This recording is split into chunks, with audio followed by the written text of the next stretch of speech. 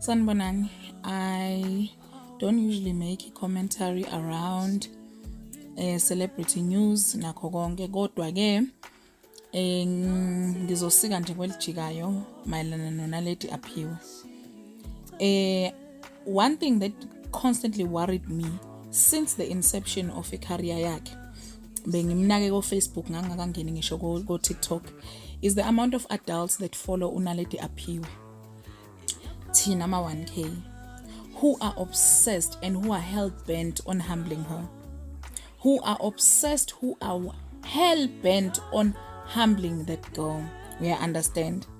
And understanda iminyaka kaNaledi, understanda i-industry kuyo, understanda ne-background yakhe, her upbringing, ukuthi uma umchwenza uzokuchwenza. Uma ukhuluma kabi ngayo uzokhuluma kabi ngawo.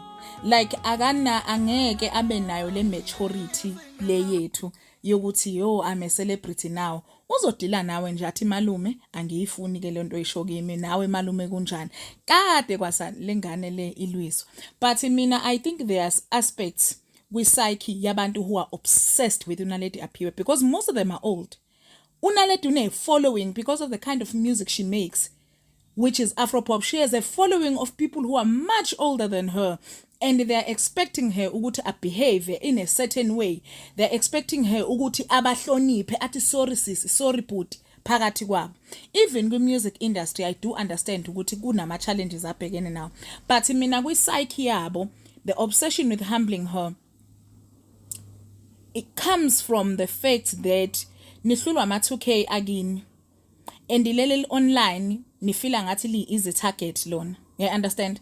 Mina nje ezontombendle, you will never find me mina ukuthi talk ama 2K. You will never find me. I stay away from those kids because mannerism yabo is quite different from the way I grew up. Mina ngeke ungifice ngihilizisana ne 2K. Ngiyawazi ukuthi kanjani. You will never find me demanding respect from ama 2K nkulunkulu wami. Ngobani? Niyathanda ufuna ukuhlonishwa izingane zakweminye imizi nihlulwa izingane zakini. Upart 1 ke we video yami leyo about uNaledi Aphiwe ukuthi nje yekani le yangane. Nike namuza udade wabe ekhala ngayo noma anyone ekhala ngayo yekani le yangane. Part number 2 on a very serious note. uNaledi does need someone to advise her when it comes to social media. She does need a PR manager from a business and musical perspective.